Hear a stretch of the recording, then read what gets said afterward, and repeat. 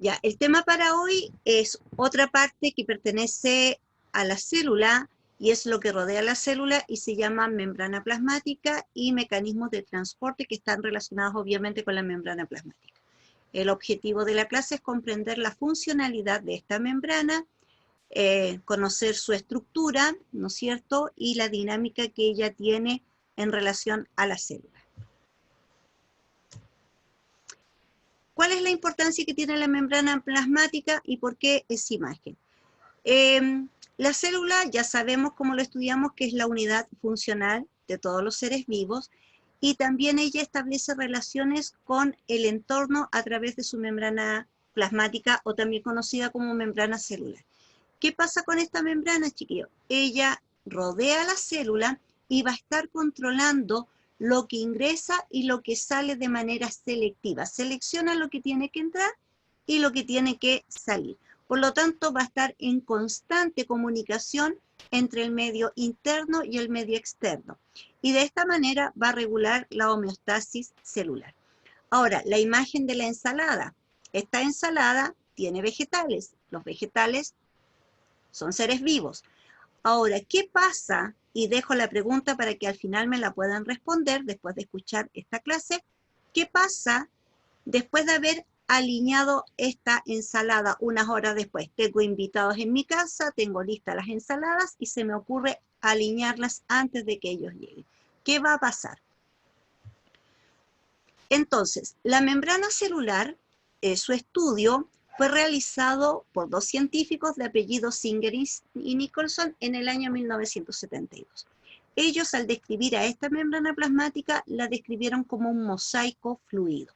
Es como imaginarse una gelatina en donde yo pico frutas y echo frutas en esta gelatina y queda como un verdadero mosaico. ¿Qué tiene nuestra membrana celular o plasmática? Está formada por proteínas intramembranas, que significa, que esas proteínas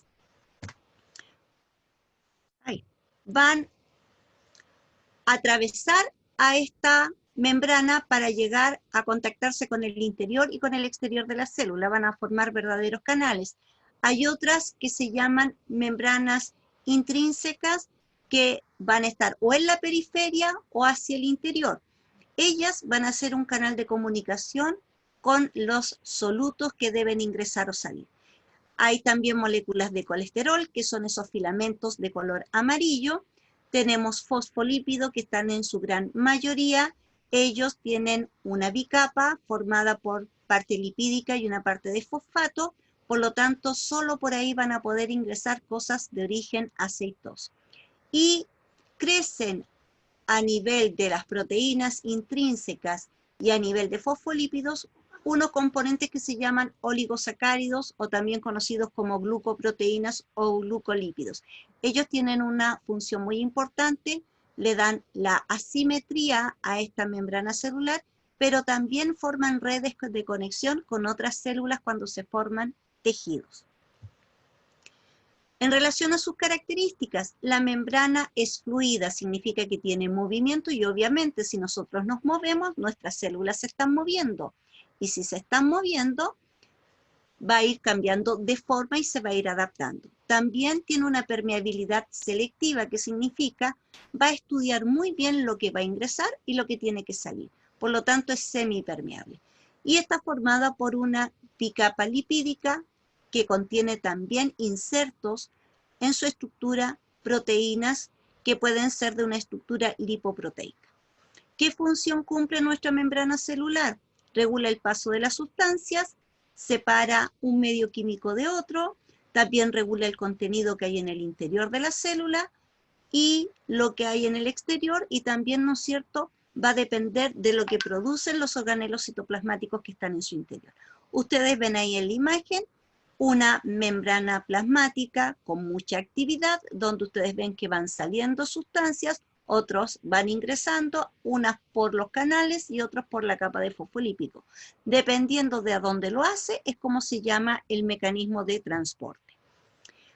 Pero para que se puedan transportar estas sustancias o solutos, va a depender de su gradiente de concentración. La imagen ahí nos muestra la gradiente y unas flechitas. Cuando vamos a favor de la gradiente, ¿qué significa? Desde donde hay más solutos hacia el interior, en donde hay menos solutos, y lo hago en esa posición, hablo de un transporte pasivo, significa que no requiere energía, no va a gastar energía, sino que va a fluir de donde hay más hacia donde hay menos. En cambio, la otra imagen muestra que el transporte va a ser en contra de esa gradiente, desde donde hay menos hacia donde hay más. Pero para poder hacer eso va a necesitar energía, y a eso se le llama transporte activo y con mucho gasto energético. El transporte pasivo tenemos una llamada difusión simple que actúa a nivel de capa de fosfolípidos, otra que se llama difusión facilitada, que puede ser a través de un canal iónico o a través de carriers o permeasa. Está el transporte que también utiliza proteínas, pero que se llama cotransporte, porque estas proteínas, algunas van a ingresar de dos solutos, entrando o saliendo, eso se llama synporte, o pueden ser dos solutos, pero uno entrando y el otro saliendo, y eso se denomina antiporte. El transporte pasivo se caracteriza porque hay un movimiento, ¿no es cierto?, desde donde hay más hacia donde hay menos en favor de su gradiente y no gasta ATP, y de esa manera va a tener un equilibrio en sus concentraciones tanto interna como externa. Ahí hay una imagen, ¿no es cierto?, de lo que puede ingresar a través de la capa de fosfolípido, en donde ocurre una parte de este transporte pasivo que se llama difusión facilitada. Pueden entrar gases, pueden entrar sustancias como el etanol, agua, urea, glucosa, iones y moléculas que se llaman polares, que significa que tienen carga.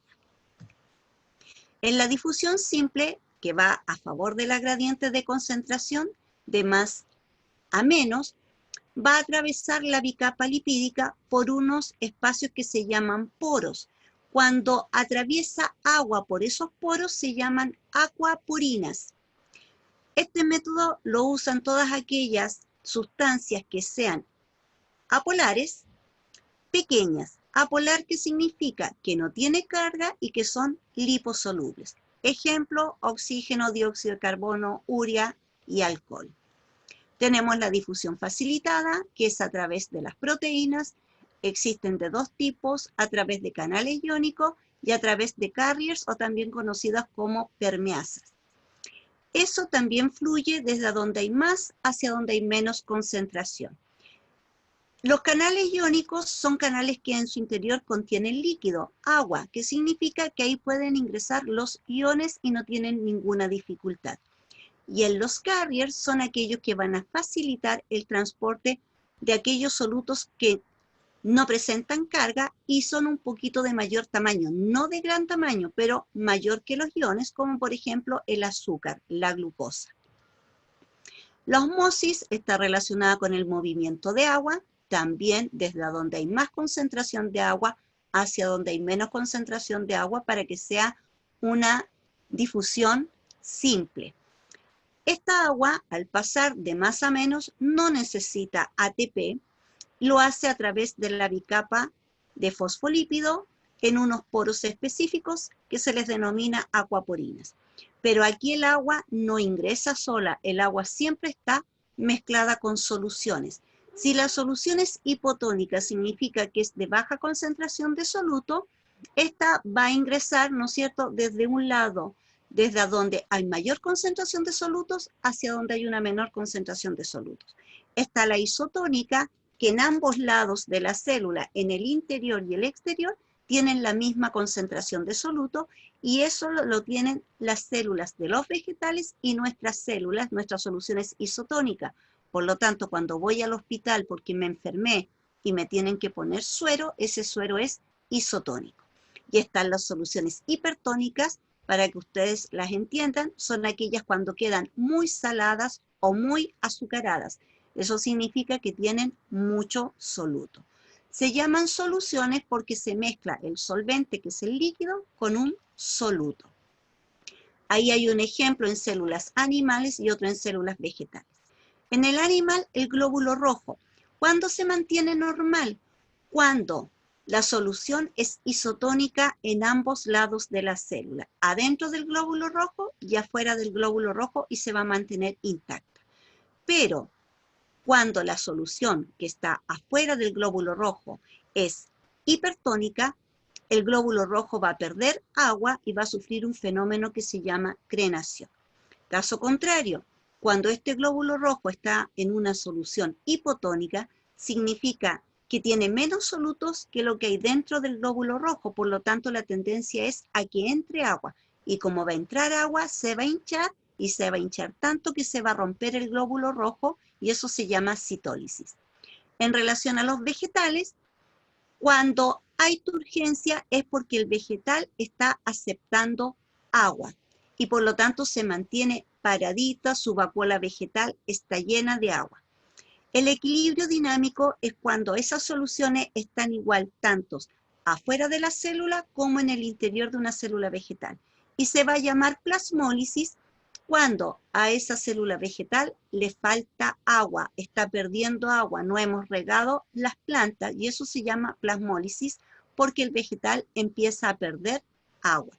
Porque la tierra, como va a tener más solutos, va a quitarle el agua a la planta para hidratarse la tierra. Por eso es que se sale el agua del vegetal.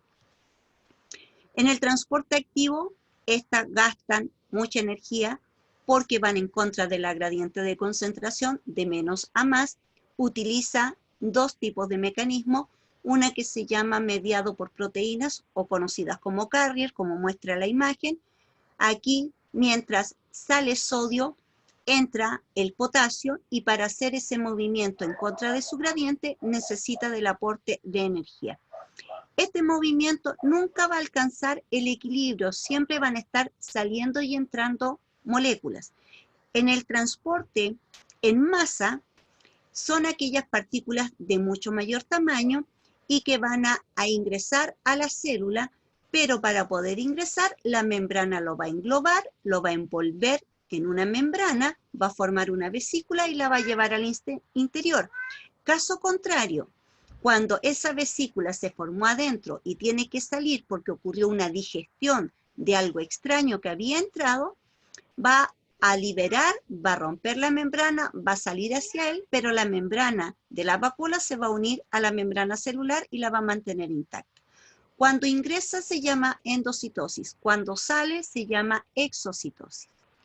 Tenemos otros dos mecanismos de endocitosis, una conocida como fagocitosis y otra conocida como pinocitosis.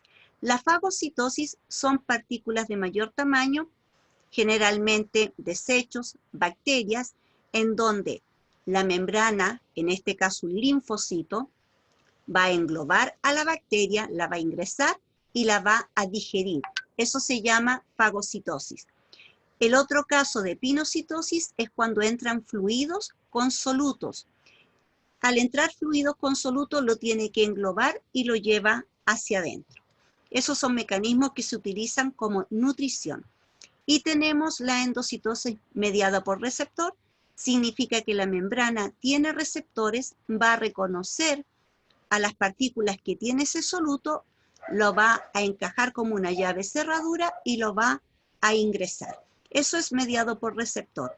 Y la exocitosis es cuando en el interior de la célula se generaron desechos y los tiene que eliminar, expulsar hacia el exterior.